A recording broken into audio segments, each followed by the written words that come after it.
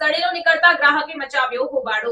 વડોદરાના વારસિયા વિસ્તારમાં જાણીતી બેકરી શોપમાંથી ખરીદવામાં આવેલો પફ સડેલો નીકળતા ગ્રાહકે હોબાળો મચાવ્યો હતો। ગ્રાહકે બેકરીના જવાબદાર સંચાલકનો સંપર્ક કરી રજૂઆત કરતા તેઓએ ભૂલ સ્વીકારવાના બદલે ઉદ્ધતાઈભર્યું વર્તન કર્યું હોવાનો પણ આક્ષેપ કર્યો હતો।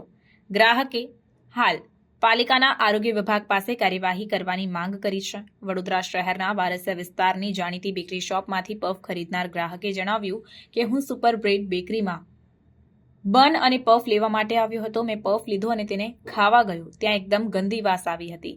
તે બાદ મને ઉબકાવવાનું શરૂ થઈ ગયા, જેથી મેં પફ ખોલીને જોતા તેની અંદર રહેલો મસાલો સડેલો હોવાનું જણાઈ આવ્યું હતું। મેં દુકાનદારને કહ્યું તો તેણે કરણભૈયા નામના શખ્સને ફોન કર્યો હતો। તેને કહેવા જતાં તેણે મને કહ્યું કે શાંતિથી વાત કર, જે થાય તે કરી લે, તેવું ઉદ્ધતાઈભર્યું વર્તન કર્યું।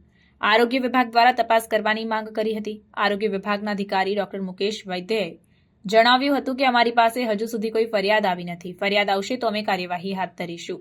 અત્રે ઉલ્લેખનીય છે કે વડોદરા શહેરમાં પૈસા ખર્ચ્યા બાદ પણ બિનઆરોગ્યપ્રદ ખાદ્ય પદાર્થો ગ્રાહકોને વેચવાની ઘટનાઓ સામે આવે છે। ક્યારેક ભોજનમાંથી જીવાત નીકળે તો ક્યારેક મૃત અવશેષો।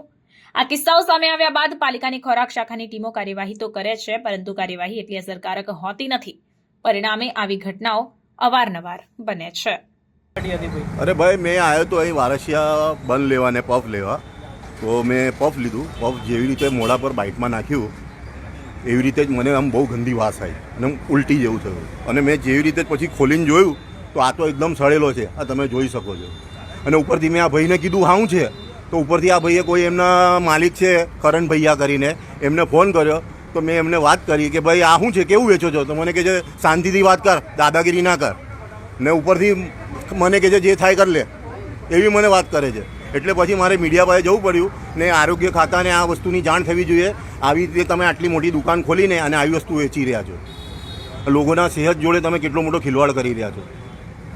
આ ભાઈની એટલી બદતમીજીથી બોલવાથી મારે આટલો મોટો સ્ટેપ લેવો પડે, બાકી મને કોઈ ઇન્ટરેસ્ટ નહોતું આ બધું કરવાથી।